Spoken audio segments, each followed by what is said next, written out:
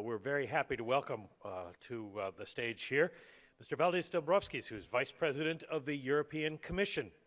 We'd like to welcome President Dombrovskis to the stage. In this case, he will be interviewed by Andres PORTILLA, Managing Director and Head of Regulatory Affairs for the IIF. Gentlemen.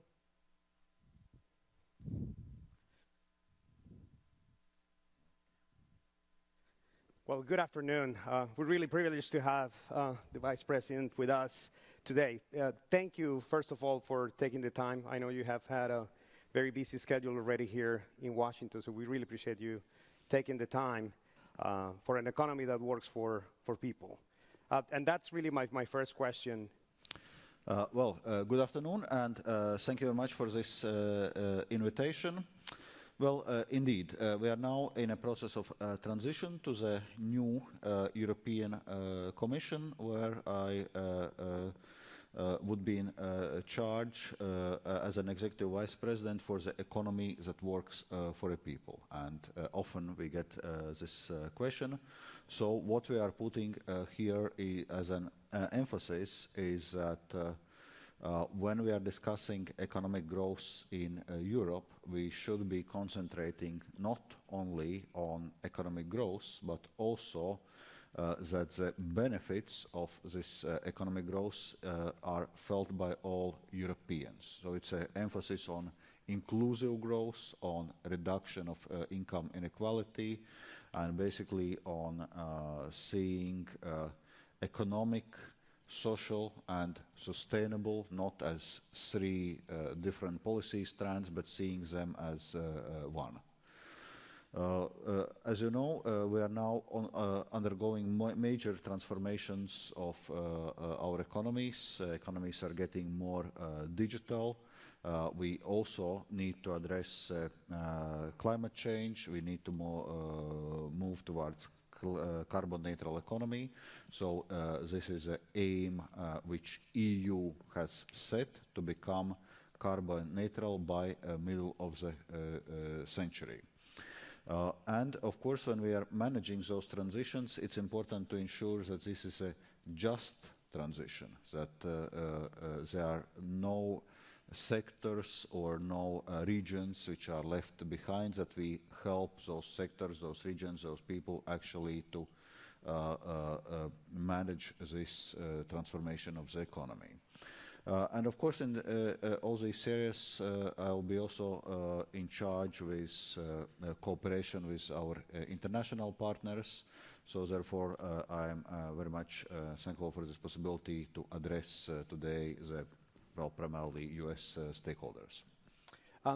When you were mentioning making sure that the benefits of economic growth translate into benefits for the day-to-day life of European citizens, obviously the financial sector plays a very important role in that. And within that, the banking sector, the lending activity, credit, financing, it's quite essential in this endeavor. European Banking Union has been quite a success so far, given your previous efforts. We have made tremendous progress with the single supervisory mechanism, with the single resolution board. There are a few elements that are missing. So first, tell me your view of the European banking sector today and its challenges, and then perhaps you can go into talking about how to complete the European Banking Union and how important that is. Yeah, if we look at the European banking sector, definitely one can say that it's in much better shape than it was maybe a decade ago. It has much better levels of capitalization, stronger liquidity buffers. It's now building up, what we call MREL, minimum requirements for own resources and eligible liability. So basically building up bail-inable buffers so that we can practically implement the main principle of the banking union, that in case of bank failures, it's not bailouts by taxpayers, which are first in line, but it's bail-ins by bank shareholders and creditors. So, as you already mentioned, we have our single supervision and single resolution up and running. So the third main element for the banking union is European Deposit Insurance Scheme. We have put forward a legislative proposal on this as European Commission already in 2015, but it must be admitted that discussions has been slow on this among European co-legislators, so we'll now be looking at the ways to, instill some new dynamism in this debate, and also how this third pillar of the banking union established. So how do you evaluate the progress in the discussions on this file? Do you see a path forward? Well, I see a path forward because there is also, then we need to get a bit in how decision-making works in the EU, that European Commission is one which comes forward with legislative proposals, and then there are two co-legislators. One is EU Council representing EU member states, and another is European Parliament, and eventually both branches need to agree. So the good thing is that this discussion is not blocked in neither of the legislative branches, so there has been a high-level working group in Council among EU member states, so we're looking forward also for their conclusions, which are due by December. And from the Commission side, we will be coming, with new elements, how we can help facilitate this discussion. Probably we'll have to move in a more gradual way, starting with liquidity support to national deposit guarantee schemes, but not really losing from sight the end goal, which would be to still have a fully European system, or to make sure that basically deposits of Europeans are guaranteed regardless where exactly they are located, in which member state. Right, and undoubtedly there has been tremendous progress in risk reduction, which will allow progress in this file. Well, as regards risk reduction, indeed, this is a discussion how much risk reduction we have in our banking system, how much risk sharing we therefore can afford. On risk reduction, already was mentioning capitalization and liquidity buffers. In December last year, we reached political agreement on so-called banking package, which implements Basel standards as agreed when we started that legislative process. So it means introduction of leverage ratio, net stable funding ratio, work on fundamental review of trading book, initially as a reporting requirement to help to prepare for this also becoming a capital requirement. Also, if you look, for example, at non-performing loans, they are now more than 2 times below of post-crisis peak. So it's not only that we are getting our regulatory framework in line with international standards, and we already have started the consultations on the, so to say, finalization of Basel III, of the final agreement of the Basel III, but also we work practically with member states on reduction of NPLs. Well, one is, of course, obviously economy is growing, it's helping, but we are also helping member states to come with some targeted solutions like asset management companies, things like this. We have been implementing them in Italy. Just recently, Greece came with a new initiative. So we're also trying to help in this way. And you mentioned the second sort of round of reforms on the Basel side. So obviously Basel III, completing Basel III has been a subject of quite substantial debate. The EBA has come with an estimation of impact. It's around 135 billion gap that would be seen once Europe implements the new round of reforms. How do you see implementation of the last round of Basel III reforms, and how to avoid an excessive or excessively high impact on the European banking sector? Indeed, this has been analysis of the Basel Committee itself, confirmed by European institutions that currently, indeed, it seems that finalization of Basel III would affect European banks more than it would affect, for example, US or Chinese banks. So we need to look at this level playing field issue. In any case, what we had been announcing so far, we are willing to firstly implement finalization of the Basel III. Of course, it's important that all major jurisdictions implement all the main elements of completion of the Basel III. Including the one we are right now. Of course, of course. And we also have announced that we will be making full use of transition period until 2027 for output floor. And we currently have started public consultation on the way forward on implementation of Basel III, also how some European specificities can be taken into account, not to arrive at some disproportionate results.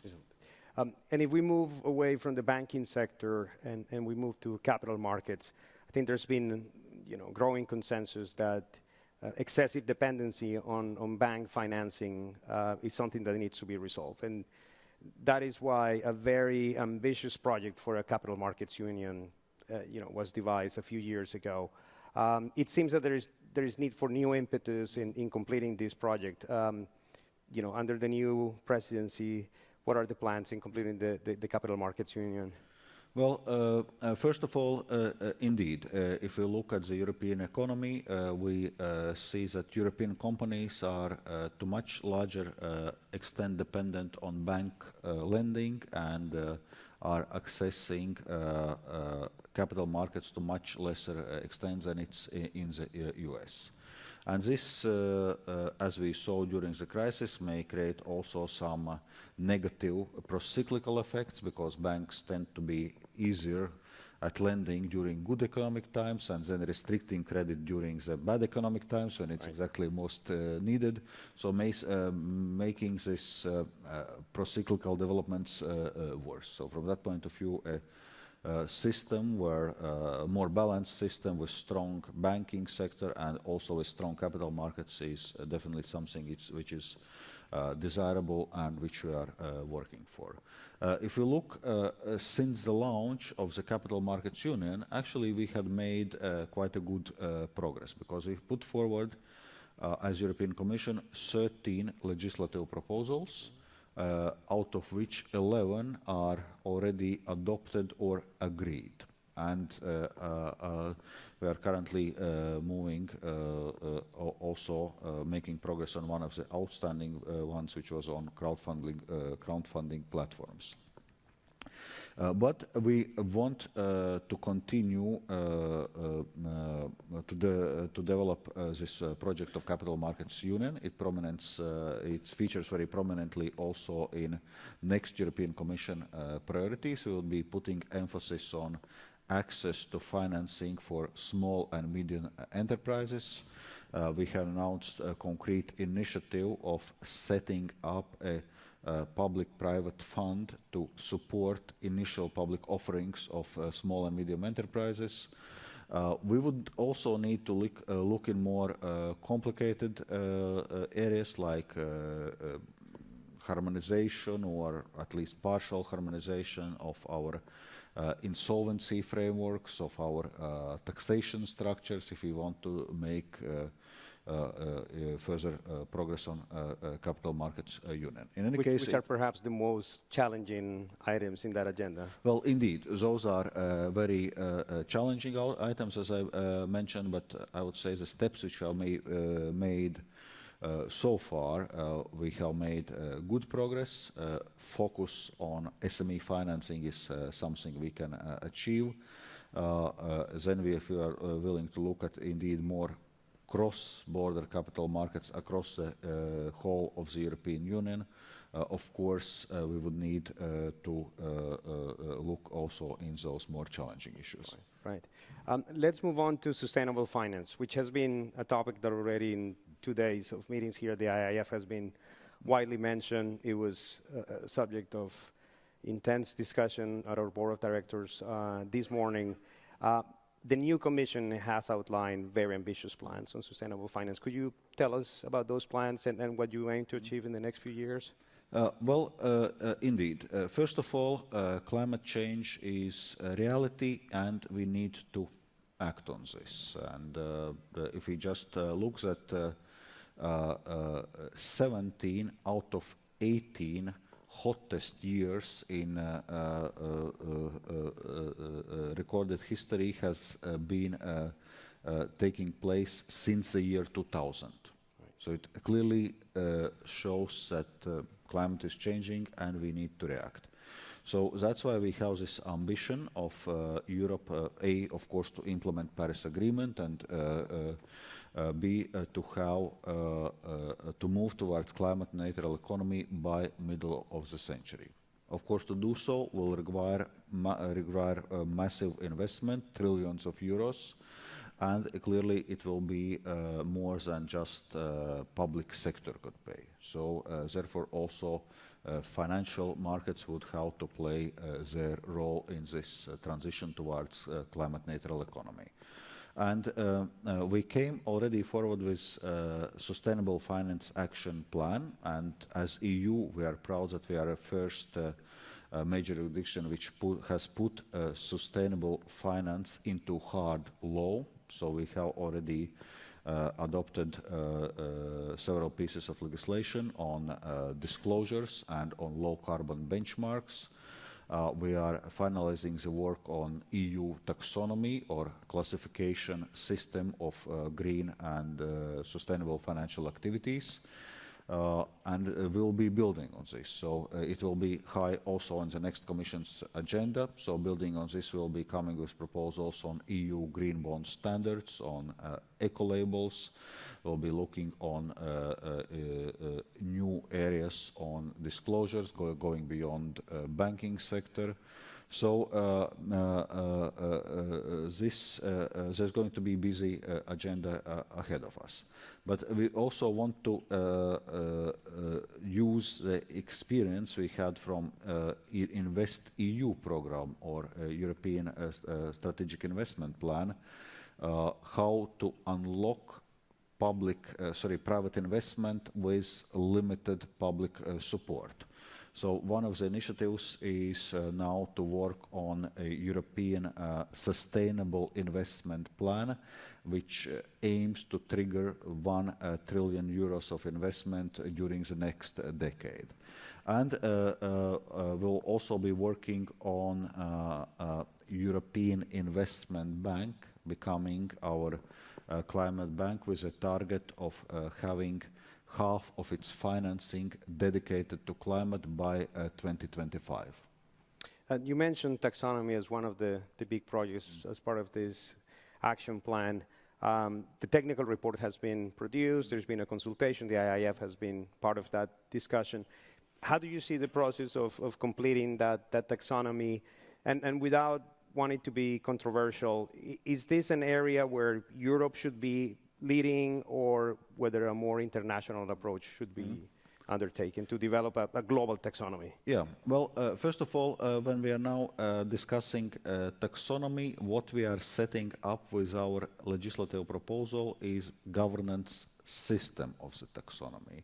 And in parallel, as you mentioned, indeed, we had a technical working group, which is already working, so to say, to prepare the actual taxonomies. So once we have a governance system going, and I'm hopeful that we can conclude those negotiations with co-legislators still this year, we already can use the input of technical experts group.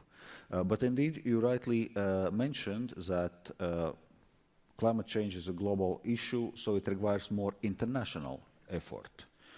EU is responsible only for some 10% of global emissions. So clearly, we need to work with our international partners to seriously address the problem of climate change.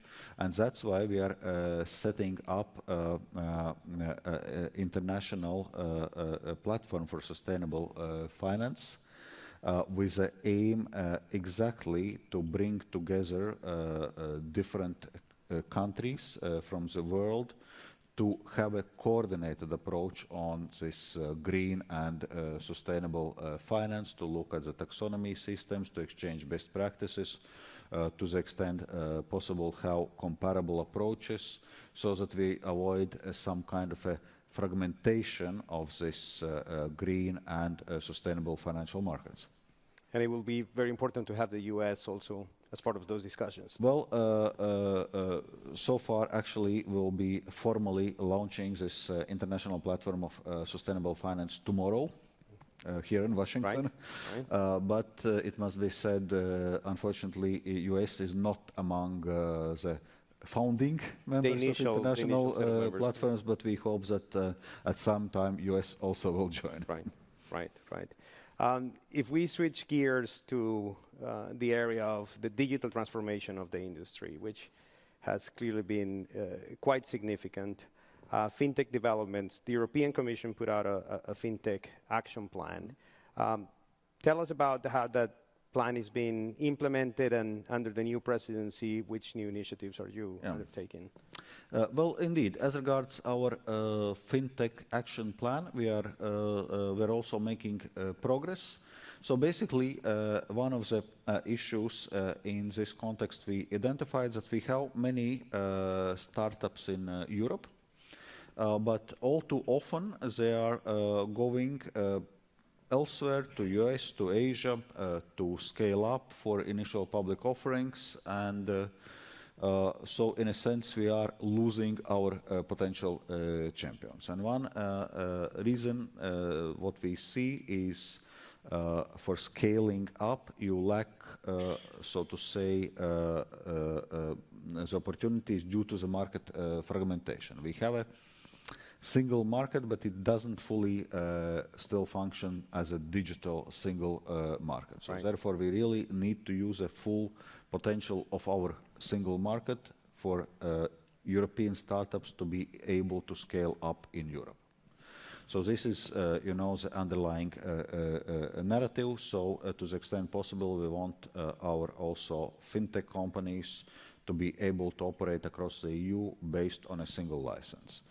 Of course, we need to look also in different areas, address, for example, cybersecurity risks, to have a system of coordination, exchange of information.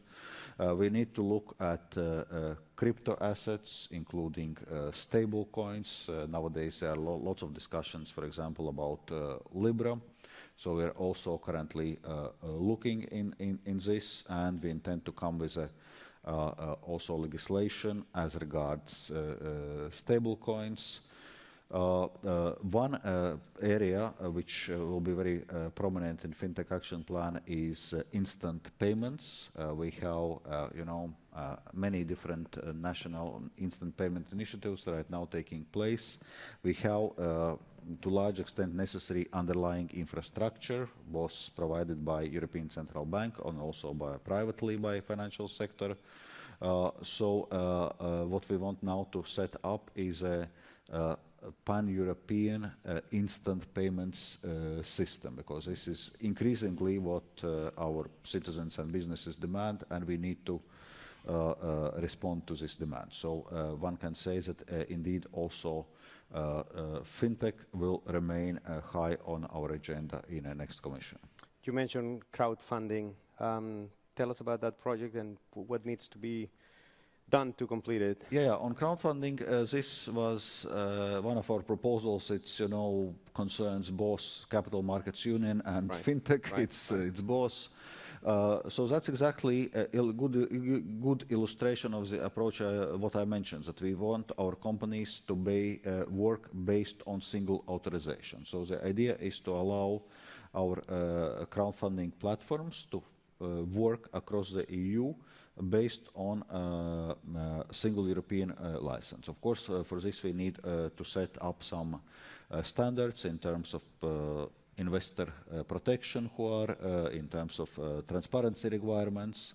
But once this is there, we want those crowdfunding companies to be able to explore the whole scale of the single market, as we are often saying in this regard, that after all you need a crowd to crowdfund. Right. And there we are now also in advanced stages of discussions, and I also think it's realistic that we conclude our negotiations and reach political agreement by the end of the year. And you made a reference to Libra, which obviously it's in the headlines almost every day. The G7 is due to produce a report, probably in a few hours, will be announced. And you mentioned some intention about regulation or regulatory approaches. Is that something that where Europe is going to coordinate with its international counterparts? Well, absolutely. This is one area where we need also internationally coordinated approach. We are currently looking, of course, assessing exactly this Libra project in Europe. Of course, we needed more clarity on exact concept, exact nature of this Libra initiative. Therefore, we sent a questionnaire to this Libra Foundation, and just yesterday we received responses. So we are currently in assessing them. But we have done also preliminary analysis. We did what we called regulatory mapping from crypto currencies, or we prefer to use the term crypto assets, right, because, well, we tend to say that there's only one currency in Eurozone, it's Euro. This was maybe more with this, volatility of Bitcoin in mind, this rapid increase in prices and then strong decrease in price. Now we are looking more specifically in a stable coins framework. Well, Libra is a specific example we're looking at, but also more broadly. So, and indeed, it may be the case that we would need a new EU legislation, adjusting also of some existing pieces of legislation to have a regulated framework for stable coins. I know you have a hard stop at 5:30, but I couldn't help read some of the questions that are coming from the audience. Okay. And I'll pick just one, which is the B word, Brexit. There's been an agreement. The Council has just a few hours ago ratified that agreement. Tell us your outlook for the Brexit negotiations and what do you expect going forward, especially for the implications for the financial sector? Yeah, well, indeed. So there was agreement reached between EU and UK government, basically on some additional clarifications concerning the Irish border, concerning the relations between EU and specifically situation in Northern Ireland, basically with the aim to avoid hard border between Republic of Ireland and Northern Ireland. So solution has been found. Right. How exactly it will be addressed now, it's to be ratified by both UK Parliament and European Parliament. So, well, information we have now that apparently British Parliament intends to discuss and possibly vote this issue on Saturday. So we hope for this ratification of agreement, and the same for European Parliament. So those are next critical steps. Then what implications it has for financial sector? Well, those negotiations we had just now did not touch upon that part of withdrawal agreement, which has been agreed already quite some time ago with Theresa May government. So as regards implications for financial sector, so we would be working based on a system of equivalences while preserving regulatory autonomy on both sides. And provided this agreement is ratified, we would start working with our UK counterparts pretty much immediately towards equivalence assessments from both sides, aiming to finish this assessment by the June 2020. Well, it seems there are many issues still to be addressed as part of the Brexit file, so we look forward to welcoming you in our next IIF conference to discuss those implications. I know you have commitments to go to here in town. I want to thank you again for taking the time to stop here and share these views with the audience, and congratulate you again on your nomination. Thank you so much. Thank you. Everyone. Thank you.